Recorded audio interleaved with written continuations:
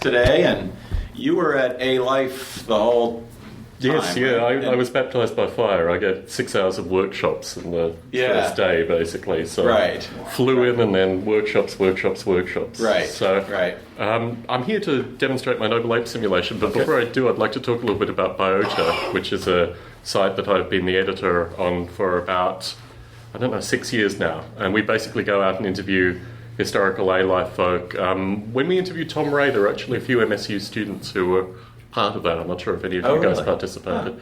But yeah, the plan is to fully integrate you guys as well in terms of getting interviews and discussions and these kind of things. So you gave a presentation on the last day, right? Mm-hmm. And the sort of closing comments Certainly. about Biota, right? Yeah, but Briefly, yes. I was there, but you were there. But I was still there, yeah. Fading rapidly. But yeah, so I don't think maybe the first thing we should do is to go around and just so you know who you're talking Certainly. to. You've looked me up, I guess, zoology, animal behavior, honeybees. We've established that. Ditto. I'm also a zoologist. Study honeybees, visual navigation in honeybees. Also done some stuff with human visual navigation. And now currently doing navigation in Avita. So, Frank Bartlett. Jory, graduate student studying evolution, complexity, and background computer science. Terrific. I remember eating with you last night. So. I'm Samuel Chapman. I'm very glad to be here. I work in Dr. Adami's lab with evolution in Jory's lab. So Terrific. Yeah, some of the best feedback has come from Professor Adami in terms of my time here. So yeah. I'm Mike. I'm an incoming grad student. I'll be starting in the fall. I'm working under Rob right now. I'm trying to evolve the BDNs in Avita. And I'm Rob. Very good. And I'm trying to reach Laura Grabowski, who I had not heard whether she would be not coming, so I don't know what she does. I didn't hear from her either. How about Nicholas? I didn't hear from him. All I heard from was Ben. Someone who's trying to get Nicholas online. I don't have. I don't see Laura online at all, so I don't see. I have Nicholas's, but we can go ahead and get started. Yeah. Okay. So a little bit of background associated with Noble Ape. So there are many ways to look at Noble Ape. This is probably the easiest way to give an initial demonstration.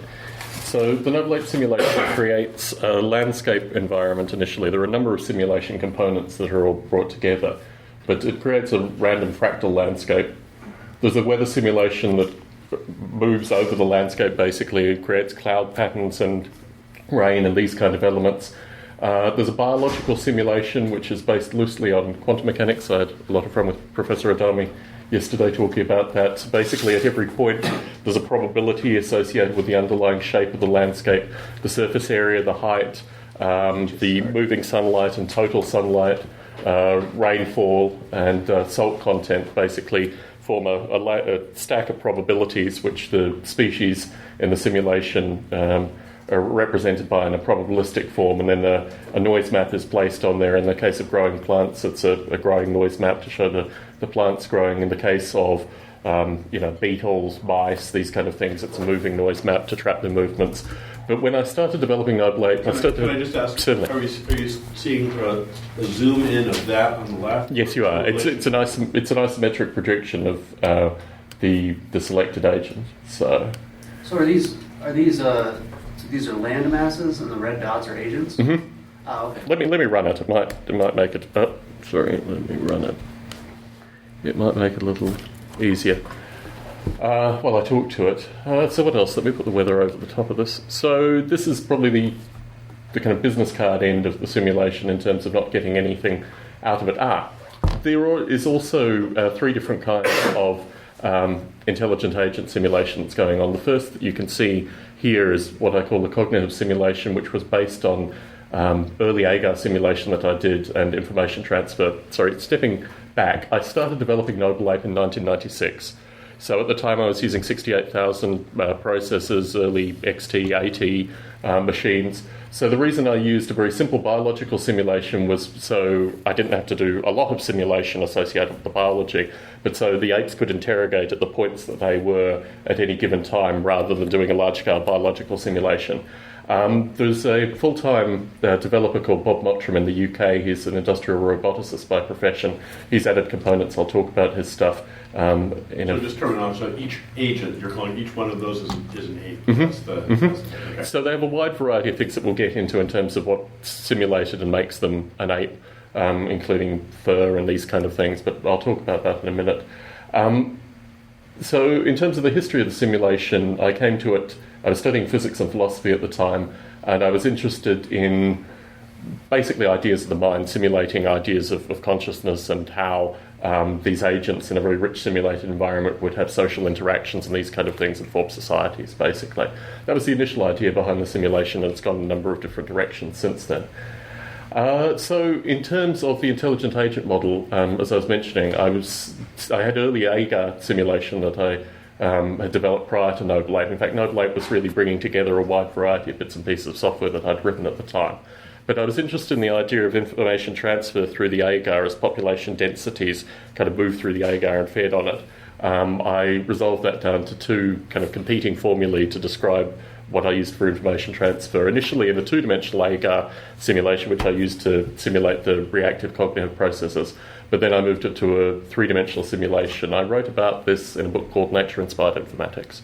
So if any of you are interested, and I can pass on the reference material associated with that. But the idea basically was that there was an internal representation, an external representation. There are sensors and actuators, which I have drawn in the past, but it just adds visual noise basically to this. You could almost see which end the sensors and actuators are coming in on. I think it's this end closest towards So the revolving thing above is the internal representation that agent has.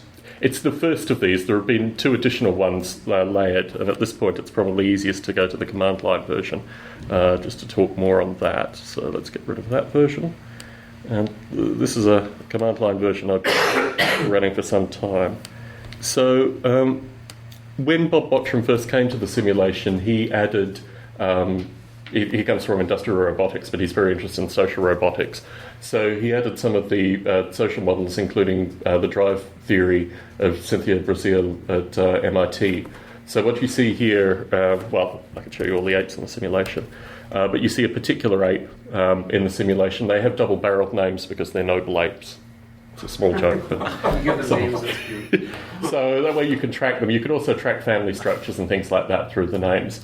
There are a wide variety of simulations. But even the progenitors, did they start off with a couple, or did you see them with a bunch? The initial conditions are really interesting. So both with regards to this and what we'll get into associated with the simulation of language.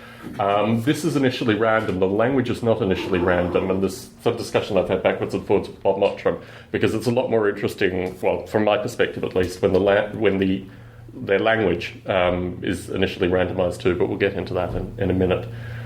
So yeah, the initial conditions are important here. All the apes start off in a condition of maturity. I think this one has a population of 95, 81 adults and 14 juveniles. So I've run this. So this is what a starting position would be like. No, it's not. I've run this for a period of time because it's a little boring initially, and when I've demoed it up until now, I've had to run it for at least 10 days to start getting stuff populating. So this is one that I've cooked a little earlier, so to speak, in terms of it's been running for 43 days now. It's 7 in the morning. So in terms of the kinds of simulations that are internally represented, there's an internal social simulation which produces a social graph, which is far more interesting to observe than actually in terms of the interaction. There's a brain code simulation which simulates both their external language. So when two apes meet, similar in some regard to Avida, but actually there's mutual execution associated with their language code, which represents their external language. They also have an internal language, which is the same language, but it's just represented internally, that they run both with themselves represented and also external parties that they may meet in the simulation. So typically, if one is born and suckled and nurtured and all this is in there, then they will have obviously a very strong tie to their mother in this circumstance. If the mother's taken away and another mother-like ape is brought in, then they have an identical relationship to them after a certain period of time. So the interactions generate this. Can you just to introduce, say a little bit about what their internal structures are? So, what is what? So let me show you. Let me show you. So the internal structure of the ape, particularly, I think this should do it for us. Yes.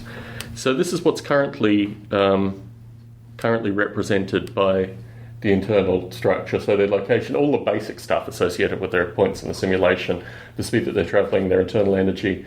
These were all the initial variables. Speaking whether they're uttering anything, they have an internal random variable which is used for distribution, so it can be distributed over multiple processes, and basically they maintain a coherency. Their date of birth, where were we? The brain location, it's dynamically stored. An overarching set of state variables which were associated with the cognitive simulation specifically. They have, this comes into Brazil's work associated with the references to crowding, their posture. They collect various objects and things like that, so they have an inventory. Bob Mottram added an idea of honour, which was a social currency relating to parasites and grooming early on, so that is included as well. So just to jump in, most of these, it sounds like they're fairly abstract. Let me go down. They're actually quite a bit more. So unfortunately, Right. the difficulty. So there's also familial relationships, familial genetics, which are basically stored to be referenced, not stored to actually be used. Bob recently introduced a vascular simulation. There's a metabolism simulation, which has various other effects. So you've got heart rate, breathing, these kind of things. They have, based on where they meet and eat and greet, basically, they have an idea of territories as well, which is another thing that Bob added specifically. There was an earlier version of territories associated just with a simple cognitive simulation, but Bob's background in terms of social robotics and these kind of things, he liked to hard code this. So just say a little bit about the territory, since that's something we're been interested in. So when they're first seeded or born or something, they have no territory. Something anywhere and so on. So what is it that determines a territory? So again, I prefer to talk to the code on this because it changes dynamically, irrespective of me sitting here. But what it means from my recollection is that if they have points of meeting and eating and these kind of things where they see other apes, it reinforces a notion of a territory because they have a social graph representation associated with social meetings. So eventually this becomes a referential thing where there is just an agreed upon territory from that. But the view of territory through that has changed quite a bit. So it's something that's moving around, they come across another for the first time, there's an interaction that's then located in their social graph. So it becomes a point there to meet someone else. But something about the nature of the interaction will determine whether that becomes my territory or is that how? And then just following up on that, when you have that variable, I guess you would call it, or object territorial information, that's sort of a predefined structure, data structure that can take certain values. I think it's a scalar structure that represents a block. It's not a point. It's a region, basically, on the map that's described in that fashion. And really, it's a shorthand. And one of the things that interests me about the simulation is the fact that the more simulations you throw in, then you can pull out bits and these kind of things. And my view from prior history, prior to Bob's work in there, is that the territory is too much shorthand that can be described through other things as well. So, for example, through the social graph, you have this idea of meeting points, and there's also referential code around that. So, through the brain code, through the byte code that they run, it's possible for them to link other events that occurred in that place or link other places that occurred with an individual, or a wide variety of these kind of combinations in terms of linking the variables to other things that happened, either involving those places or involving those, and this is part of the brain code execution. So it has to be something that associates the social meetings with the geographical location. Certainly. So you're simulating, and these are all separate simulations within the framework, right? So these are different algorithms or models that are, or simulations that are modeling things that we think go on in apes, right? Certainly. So you're modeling everything from or simulating everything from the physiology and morphology to the behavior and cognition and inner brain works. But these are all being done, a lot of these are being done through separate modules that do or don't interact. They interact, but they don't have to. I mean, they're replaceable in terms of the fact that they will either be zeroed or removed, basically. Right. You But can turn them on and off at your leisure. But Certainly. once they're running, they do, the outputs of one of these parts of the model or simulation do input into the other parts. Certainly. Okay. There's a problem with the idea of levels, and I don't like using the term levels to describe the simulation into relationships, because there are some components which are horizontal in terms of the communication, some components that are vertical. But yes, it's designed basically to remove and put back. And certainly in terms of long-term testing, that's what we've done, basically. And any time someone comes up with what they think is a new or interesting behavior or part of physiology, they model it and then try to get into the simulation, right? Certainly, Okay. certainly. So then what can change, what processes or what operations can change the dynamics of the interaction? Do you have learning processes? Do you have evolutionary processes? So maybe you're getting there. Yeah. I had a bit of fun with Professor Adami yesterday associated with the E word. Let me say that there's variation, selection, inheritance within the simulation, and all of these things can be changed accordingly. But on questions of the kinds of variations and the breadth of variations, certainly that was the depth of my discussion with Professor Adami, and in terms of the nature of the selection in particular, because the more you put in, obviously, the broader the possibilities, basically. So in these terms, I would probably casually use the E word because it does contain variation, selection, and inheritance.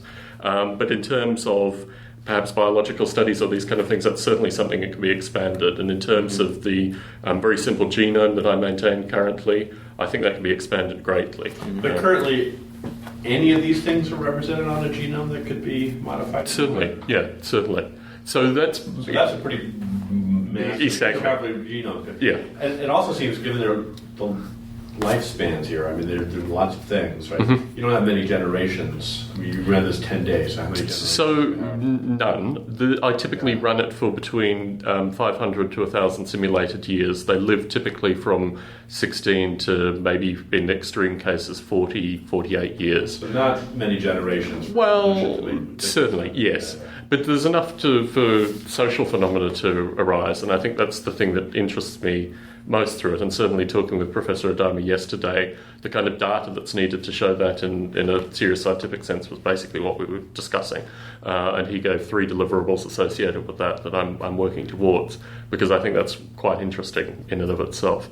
But certainly doing it in a kind of organic industry simulation sense versus something that can be scientifically used are two quite distinct things. But my interest in coming and meeting folks such as yourself is certainly putting as much science in as possible, and hopefully, of it being of some benefit, basically. Yeah. How would you model the genetics of you clearly have juveniles and adults, and juveniles grow into adults, so you're also simulating or modeling in some way that the developmental processes. Certainly. What are the underlying genetics for something like that in general? Do you have regulatory mechanisms where parts of the genome are turned on and turned off at particular times? Well, in terms of sexual things, yes. Okay. In terms of various diet things, I believe so as well. Okay. If there are more things that can be included, by all means, but certainly in terms of the sexual things, mating preferences, these kind of things, clearly. And things like life history traits, age of reproduction, and these sorts of things are inherently in here, implicitly. Certainly, but they can be added, associated with explicit, maturing genetics and these kind of things too. I mean, the genetic model is relatively simple, but I think could be expanded. But it does take into account all these kind of factors. In fact, certainly Bob's influence was actually. I mean, he's done amazing work basically over the past 3 years. But to expand the genome and also start putting in, what is it? It's a word I've learnt only being here. Paleotropic? Like multiple... Pleiotropic. Pleiotropic, yes. Yeah. So that was a phenomenon that I wanted to put in early on. and just by the limited genome set, it's a consequence. Right. But I think if the genome was expanded sufficiently, where there were some that were pleiotropic and some that weren't pleiotropic in terms of these, that would be interesting as well. So, I mean, I'm interested in expanding all these parts, basically. You can imagine a system where each of these algorithms is coded by a separate set of gene or a separate set of genes, all that comprise the genome, where these things can actually have recombination and whatnot in sexual circumstances. Or you can imagine a general genome that incorporates one gene that incorporates many of these. And it seems to me like as much stuff as you have in this, that's going to be a really sophisticated thing to work out. Well, I mean, my own bias is through the reason that I included pleiotropic in there early on was basically to maximize the speed of demonstrable evolution, basically. Right. So that may be an artificial constraint that I put in there just for my own interests, basically. But if it requires kind of expanding and what have you, I'm more than happy to do that as well. So in terms of their language specifically, let's. So they have multiple internal. They're just byte strings associated with the language, and then they have one external byte string associated with the language. So let's run this for 10 days, so just see it run. So it's based on red code, as all these things seem to be, with the addition of sensors and actuators that relate to everything from, as I described, associated with referential settings and moving, to things like rumours and things like that they can pass on amongst each other. Professor Adami in particular was very interested in this in terms of getting long-term output and references associated with movement and things like that. Historically, we haven't done that, but I think that's very important, and there's a lot of interesting analysis that you can get out of that, particularly associated with the detailed kinds of communication. So implicitly within the communication, through the red code-like language, they do describe relationships between the apes. And a phenomenon I noted just before attending A-Life that I talked about a bit at the conference when people approached me was the association of rumoured or false parents. So you see there's a notion of epic, which represents the apes that are most being talked about, because it tracks basically when they talk about other apes. And what I found over, particularly even within 10-day runs, but more typically over 20 to 50-day runs, you would have an ape that would have a really high epic number, and when you looked inside the ape, it would have... When you say epic number... unfortunately, there's the problem with running the simulation. I'm going to wait till it stops before I can... But I'll come to it. But it's a scalar representation that refers to an ape that's being talked about. So you'll end up with a kind of top 10 representation of the apes in the simulation that are most being talked about. So it's basically the gossip column. Mm-hmm, mm-hmm. So it's catching references within the brain associated with specific apes. And what you see in the ape that's typically at the top in some of these circumstances is that they have, usually it's a false father who's been inserted in some way, and they're representations of typically both their parents, but at least always their mothers, in what I've observed, becomes, I should point this out, they have both friends and enemy relationships, which is associated with good and bad interactions. These can both be things, they have notions of like brandishing and glowering and smiling and all this kind of stuff. So it can be both facial interactions, it can be some communication that they've had, or a wide variety of other factors, because they maintain internal representations of apes. So all that you see here in terms of listed as friends and enemies, there'll be an internal language representation of that ape, almost like an internal simulation basically associated with that ape. So can you say a little bit how that works? So they've got some slots into which they can say, these are my friends, these are my enemies. Okay, so they're representing those as categories that you've placed there, right? Is that right? So those categories are already... It's based on, again, it's social robotics, so it's based on interactions that they've had that are then immediately classified as bad or good and weighted accordingly. All right, so those categories are in there, and then there's something associated with the interactions that let you say, that was positive, that was negative.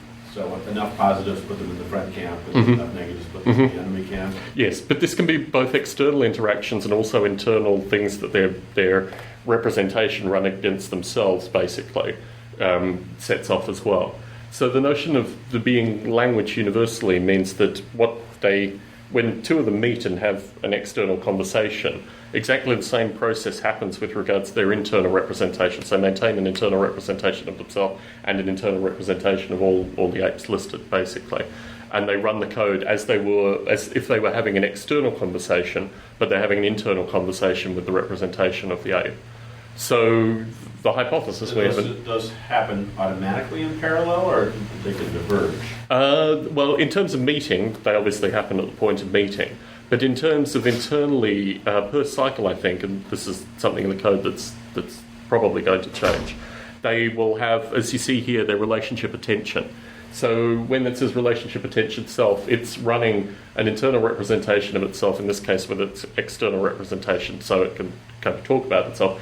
But when it says grandson, for example, that is a representation which in this case isn't represented by a specific ape, but could be represented by some other representation that it's having. It's difficult when you start with the initial conditions where you have apes that are basically living and they have to have some kind of previous relationship. So I think in that case specifically, it's a kind of false grandparent or whatever that's just stimulated there. But if they actually had interactions and produced, if they were a grandchild or things like that, then it would be represented in their internal. So how do these things go? I mean, all I see there, I now see relationship attention. So that's referring to their internal representation and what they're representing at that moment. So this guy here is representing itself. It's thinking about itself. Is that the way you put it? Flora. Okay. And let's say Flora interacts with Thora up there, who happens to be, well, Eudora happens to be her daughter. Okay. An enemy now, I see. Yeah, very negative relationship. Yes. Mother-daughter relationship. Exactly. Yes. But so, she likes the son. So how is it? I mean, just so I understand what's going on, right? How is it that when they meet, right, whatever interactions they have, how does that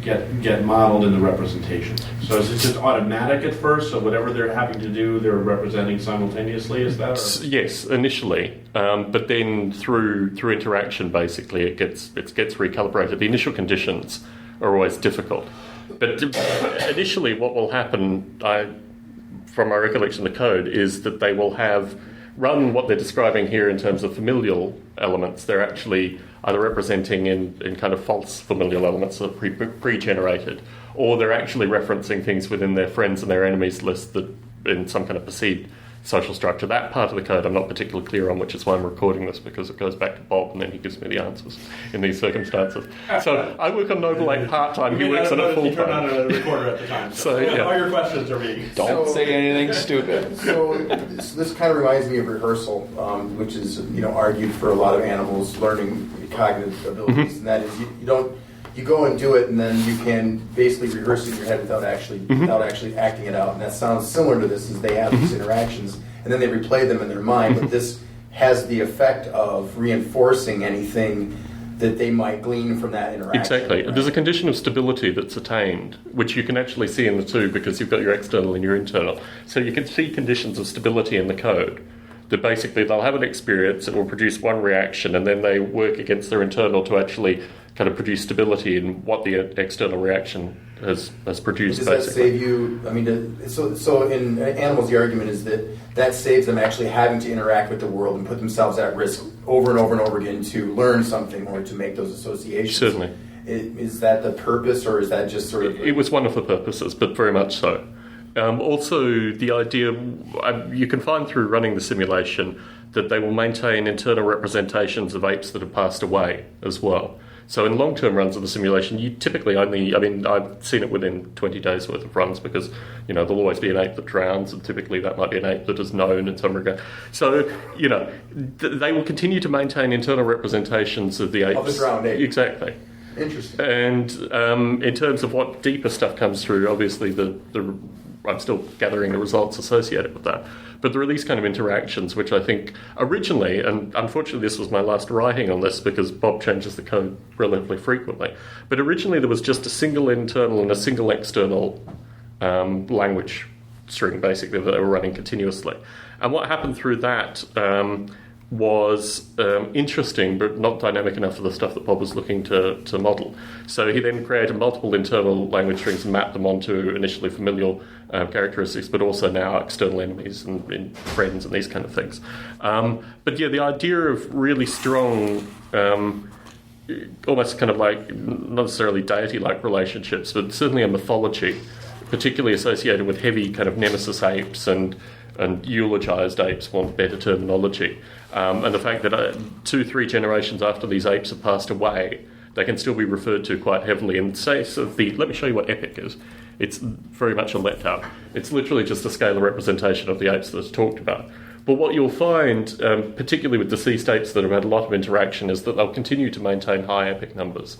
So they'll continue to be talked about even after they pass away. That's really interesting because, I mean, you know, you can maybe think that an ape that's dead would have an influence later on, and so you have something that's not doing anything anymore, but it's still sort of continuing in some fashion. Well, it is doing something. I mean, that's the nature of the internal simulation, is that it continues to do things even after it's passing, basically, because it's continued to be represented, and the more apes that have a representation of it. Now, these representations can be completely skewed.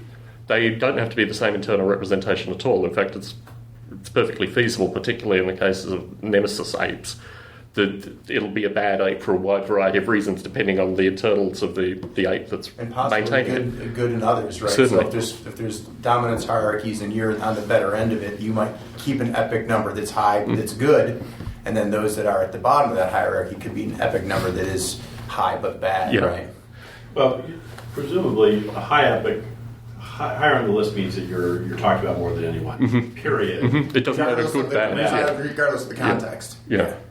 You're being thought about, really. I mean, not so much even talked about. Yeah, so there's a difference between what's going on in the representation and what you're doing as a result of that. So is epic what you're talking about, or is it what you're thinking about? Or is it the sum total? This is why the recorder's here, because I'm not absolutely precisely sure. I think it's actually spoken about in terms of an external rather than internal.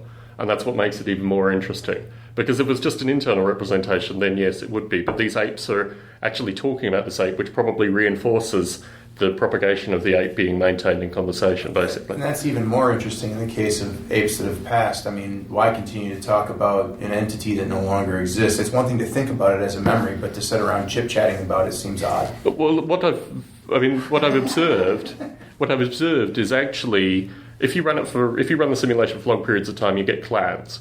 You get clans just by naming convention, so you can see genetically that they're maintaining territories and also breeding. But what you find through that environment as well is exactly this. This is where because they're all sticking to the same territories, they're all actively communicating. The referential associated with the deceased ape a few generations ago is actually part of the commonality that is also, fundamentally part of the genetics. Can you just show me one of those social maps? Do you have a reference? The social graph is a particularly not in any of these versions. But the social graph is, if you can imagine, it's a point graph, basically. And what you end up with is social clusters over time. What's particularly interesting is if one ape is ejected from the social cluster, because then you see a shift of apes making decisions about whether they move from the dominant social cluster to this new radical ape or not. And visually, it's beautiful. It's one of the views I will certainly. But you can't show us to us. Not currently. No. It's not in the version that I have here. It's not. I put in the stuff that Professor Adami wanted within a day. I will work on the social graphs if need be and get you a version. Because it's one of my favourite parts of the simulation in terms of just actually visualising these social groups. I mean, especially since your point here seems to be to model social interactions, right? I don't yet see. Here I'm starting to see a little bit about that, but since you said it's tied to territories and so on, I was just curious to see how those. You don't want it. You don't want a spatial representation as part of the social graph, though. It would be. You could have some linking, but so it doesn't match the territories. Don't match. To some extent they do, but initially and particularly early on in the simulation, they're still in a kind of exploratory phase. Their kind of territorial areas are not really well defined. So what you see in the social group is more the kinds of interactions that occur as they kind of traverse the landscape. But to see it graphically, it's better to have it represented outside in its own space, basically. So they have the freedom to actually move around in social clusters. But in the actual environment to interact, there's a spatial component to that, right? I can't interact with an ape that's 6 miles from me, right? Certainly. Okay, so there's inherently a spatial component in the interaction space. You can think about that ape. I mean, the apes can, through the languages described. But the things, yes, they need to be within close proximity in order to if you're modeling a spatial part, if you're not modeling space in real physical space in any means, then that's irrelevant. But it seems like you're doing that. So if you are doing that, then there's obviously going to be a spatial component to any communication that they have, I would imagine. Certainly. But yeah, it's a direct communication. You can communicate indirectly by word of mouth, for example. Yeah. I have a really... Some of these things are islands, right? So I would imagine if you looked at the social graph there, that would have its own little network, right? It couldn't have connected to the other one because they never had any physical interaction. Well, they do.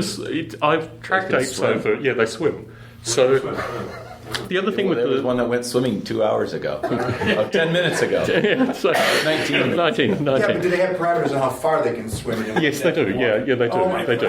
In fact, the early success, if you can imagine 16 years ago, this was released on an early internet.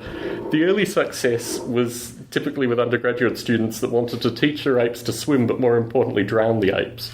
So there was a kind of early brutalization that propagated very rapidly in terms of getting the simulation notoriety associated with it, trying desperately to drown all the apes in the shortest amount of time and all these kind of things. So, yeah, I mean, if there's anything to say about Noble Ape in terms of visualization and these kind of things, I mean, I've had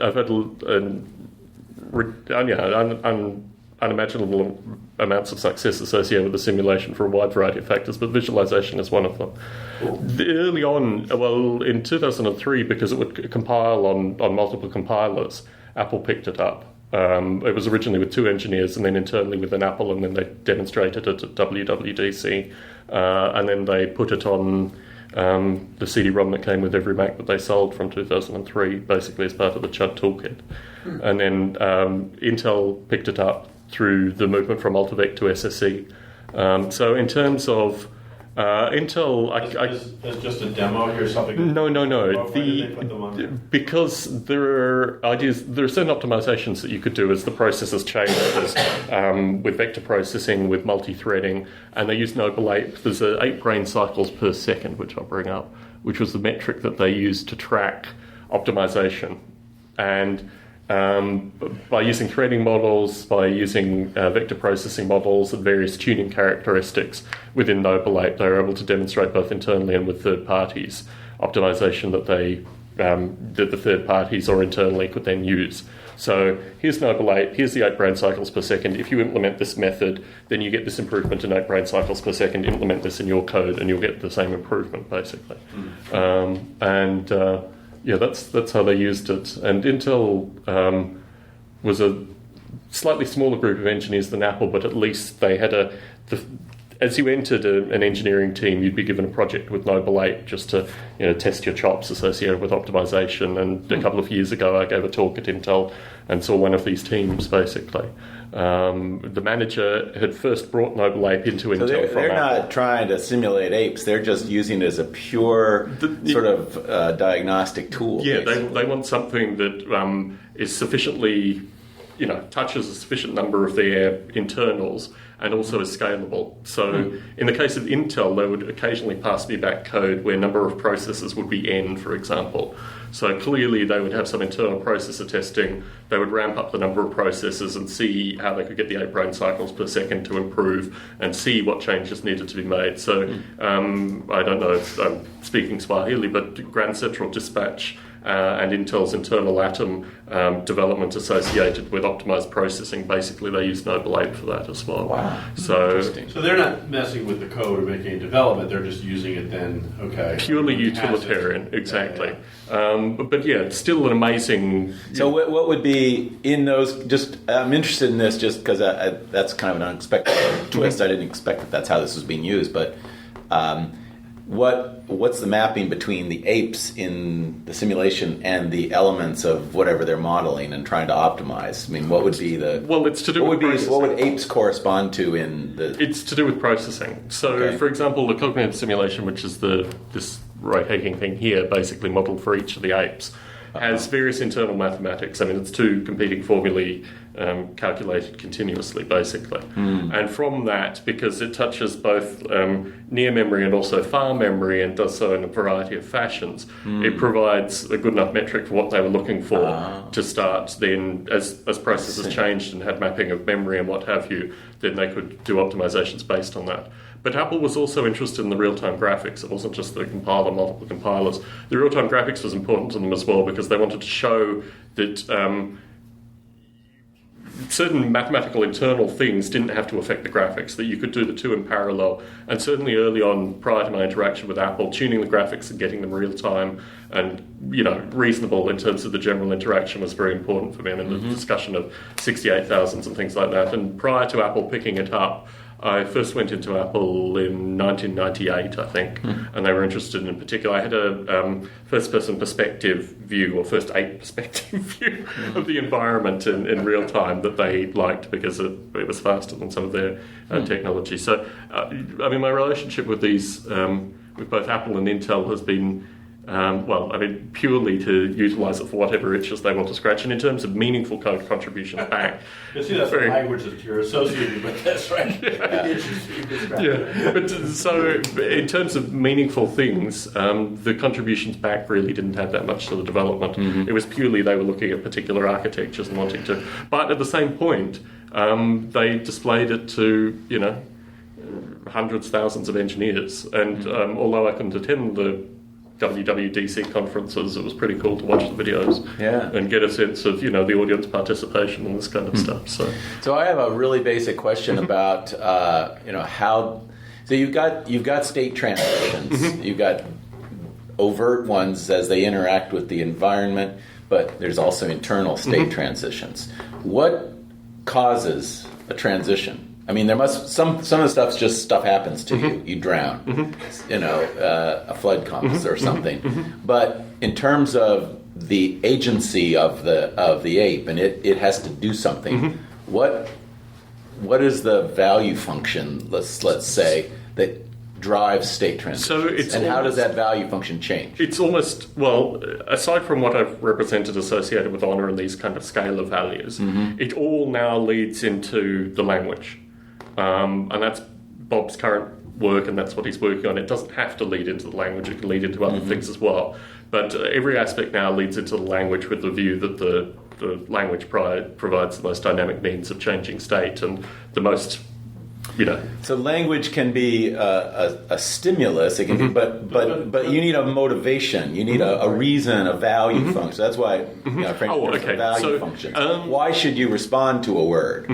So, is there a fitness? Is there a learning signal, a reward? So, in terms of the drives, that provides a motivation. But the drives are interesting because they're not equal in any way. I mean, fatigue and hunger basically are dominant drives. But I mean, if that's what you're looking for, that would be an example. Yeah. Okay, those are the only two that you've got. No, there's sex and social as well.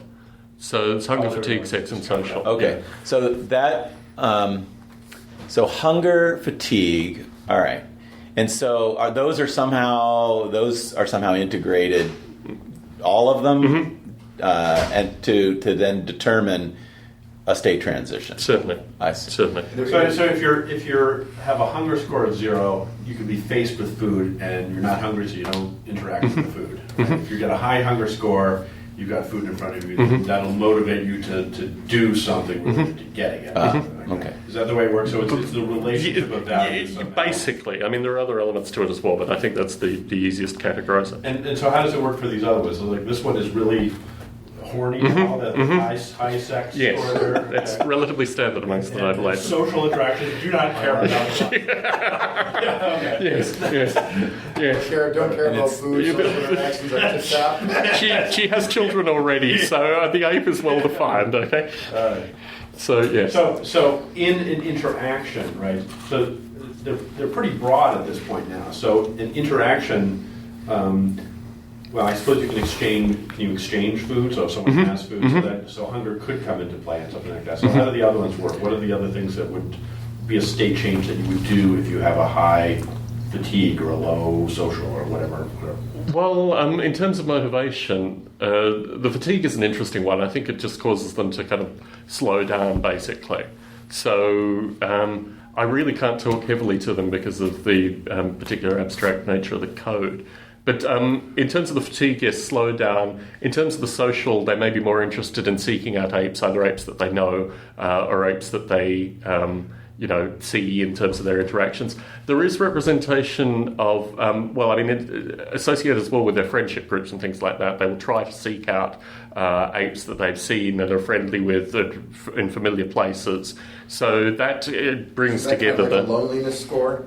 No, but there are only 4 scores here. So this is Fred's question. I'm just trying to get to some of the details of this. How do you translate a drive that I have, right, with a number associated with which can change?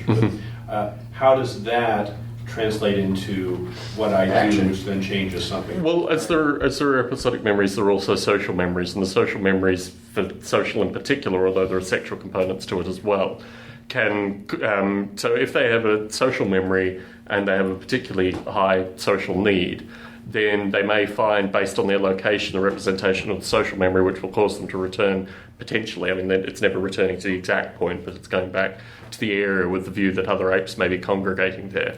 This is a relatively abstract example. I'm not specifically sure. Yeah, the way I'm starting to understand this is that the state space is absolutely gigantic. Yeah. Because you can have all these locations, you can have the histories you've had, the memories, the interactions you've had, and you have this internal and external representations and words coming in. And so, and you may not ever visit the same state in a specific sense, but there might be a hierarchical way of thinking about state too, whether you're in the group or out of the group or on an island or in water or out of water. But, you're going to have, state is really going to be partly also where your motivational levels are. But, so those partly define, it seems to me, maybe I'm wrong about this, but your drives partly define your state, your current state.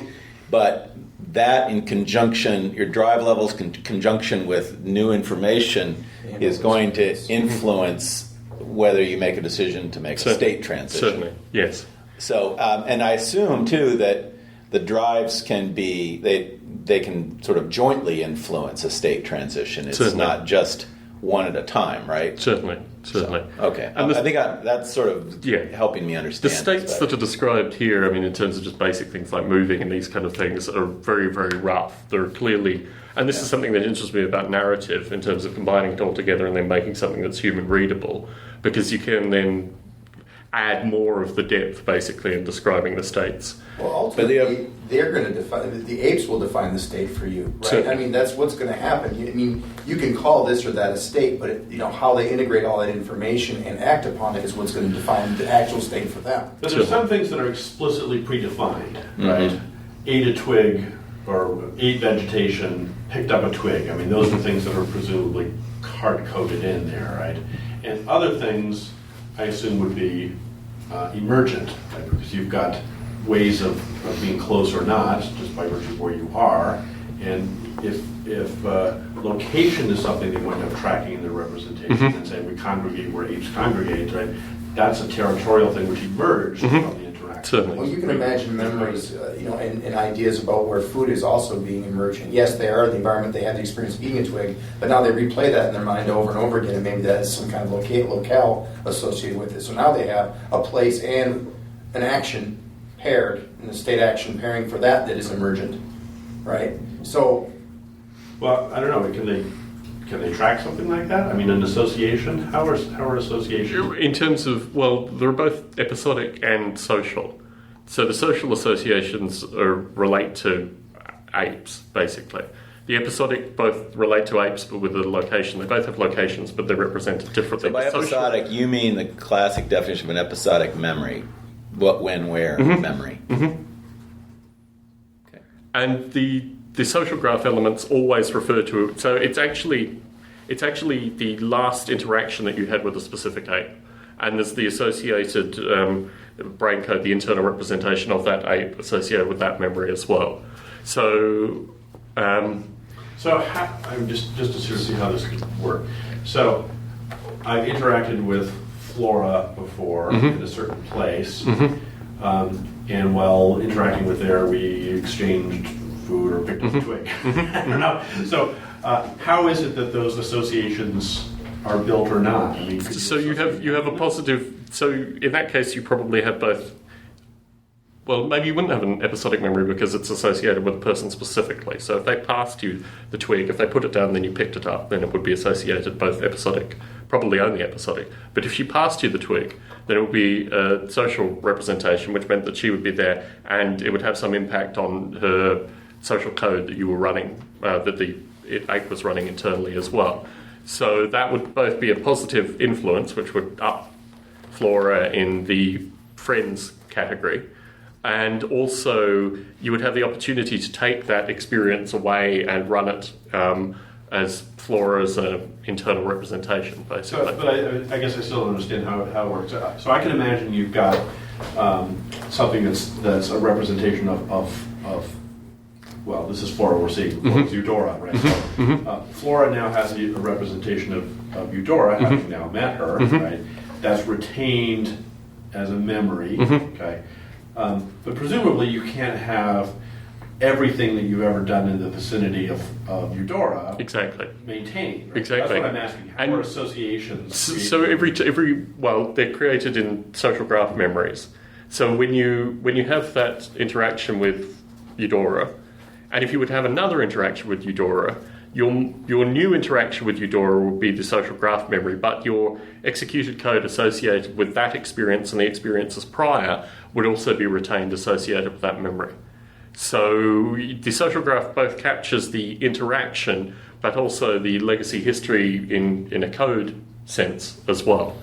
But again, all there's history? so many things that could have happened, and Certainly. they're not all retained. They're not all retained. It's Okay, it's so a that's it's what code. I'm asking. Right? Yeah. In my representation now of Eudora, right, I've got her, I'm Flora, I've got her in my code, right? And I did some things in the past with Eudora, including meeting in certain places or exchanging twigs or swimming or drowning. Well, now I'm over retained in that case. But all of those things, to be usable, right, have to be Retained. associated and then Certainly, retained. Right? yes. So that's the question I have. I could see how my social score vis-a-vis Eudora goes up or down. Right? I could give her a positive if she gave me food. I give her a negative if she attacked me. Whatever. The bit that I'm trying to describe is the block of language associated with Eudora.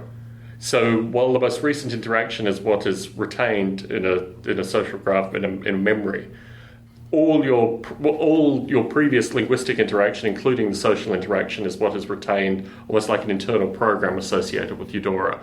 And yes, it may contain a representation of the previous events. It won't contain a representation of all the previous events. It may contain a representation of an event that was particularly important when run against your internal representation as well. So in the notion of creating a stable language, basically, you would run against your internal against Eudora, and that could retain some of the information associated with the history. But it is, I can show you rather than. I think so. Can I ask real quick? Can apes talk to themselves? Can they reinforce things Certainly. again? So they reinforce from their external language their internal. What you're seeing here actually is their external language and their internal language that's run against each other and then stabilizes accordingly. Wait, so this is external and that's internal? Yes. Okay, but they're not matched. No, that's because we've stopped it at a point of transient. So they may not match as well. There may be instabilities in the code, but sometimes you see certainly when they do match.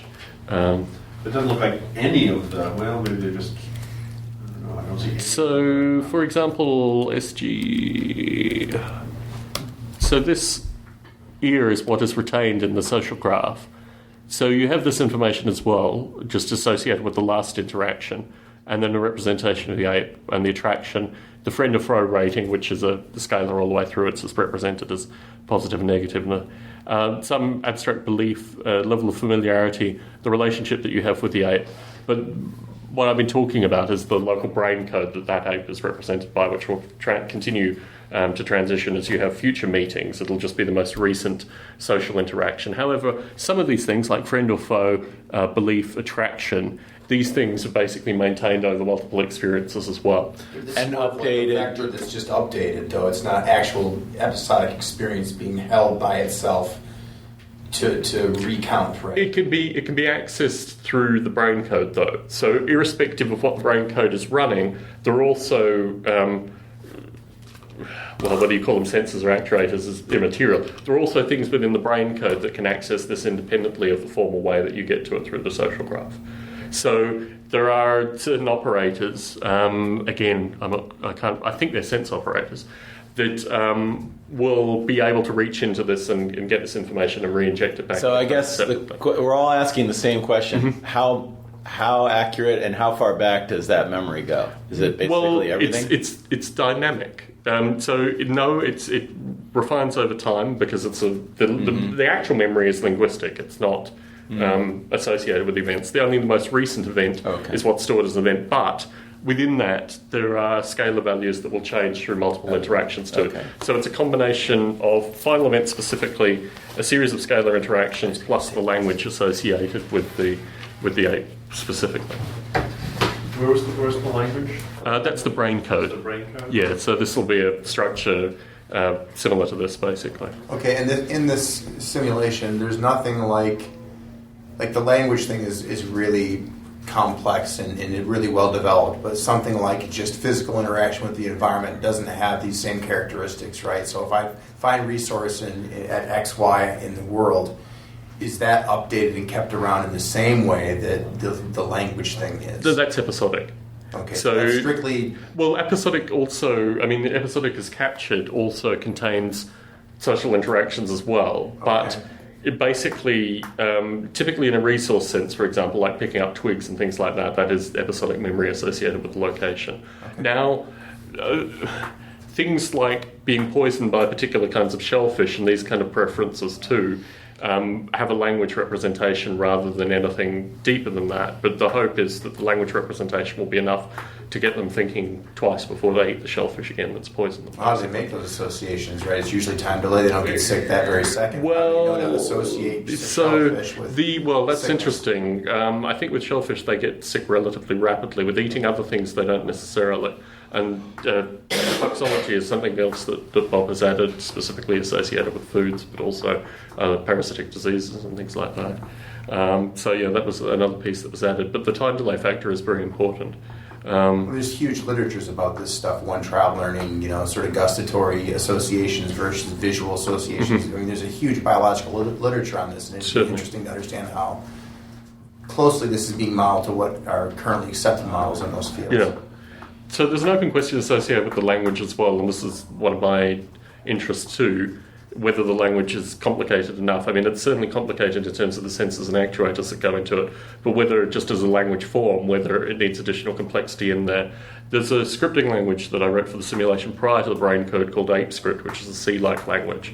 And I have a shared kind of Ape Script brain code overlap that I'm interested in exploring, with the difference that rather than being byte codes, it could be up to a 32-bit address space, and actually do quite a bit more, I think, in terms of these representations. It is probably just a simple switch based on the way the sensors and the actuators are repositioned currently. So my hope is within the next 6 months to, rather than having this kind of abstract byte code, having almost a C-like language that was being changed dynamically to show this kind of information. In regards to this, there's obviously a huge psychological literature on human language and what some of the basic rules are thought to be in order to have language, to evolve language, what is necessary.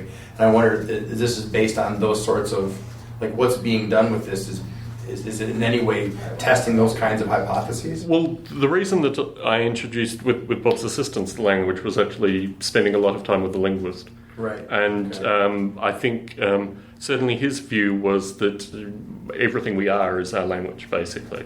relatively extreme view, but his view nonetheless. And the lack of language as I've described in Noble Ape was a serious flaw for him. And I thought, well, with the legacy of bytecode, Abida et al., this kind of stuff is relatively easy to throw in there with the right kind of sensors and actuators. And the weighting on the sensors and actuators has been part of the overall tuning of this. But yes, certainly, through a single interaction specifically. But yeah, very much so. Because I think our applications with this kind of stuff would be just that, testing, current hypotheses about how things either evolve or develop or just are the way they are. And it'd be the closer these simulations are to the closer they are implementable to ideas about these things in the field, the more useful this tool would end up being. So the more sort of non-germane the code is and arbitrary the code is, the harder it's going to be to relate it to biological concepts. So one of the other benefits of it being open source is that I get it's typically towards the lower end, but between 2 to 12 students and engineers contact me per month wanting to work on the code for something. Wow. So one of the reasons that I came to A-Life was because I have this flux of human power, basically, that is looking to do something with Noble Ape specifically. So, for example, the termites, the temporal polytheism immediate fits, I thought. There were a few others, the secondary mapping of, interaction producing secondary mapping, that's an immediate fit because it was one of the early tests that I used with Noble Ape for the initial cognitive simulation. So it's taking the literature, taking the human interest, and putting the two together with the view that these are, undergraduate or graduate students that are looking to get into this kind of stuff anyway. On that end, on the engineering end, there are fascinating engineering problems as well associated with this kind of stuff. So it's just putting, latent energy basically towards an interesting purpose, which is, one of the reasons that I'm here. Right. To recruit more of that human force. Well, in some regard, but actually it's more of a matchmaker than anything.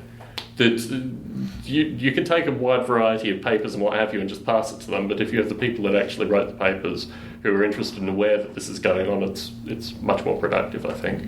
And in terms of the kind of interaction, these kind of things, I think it's net positive.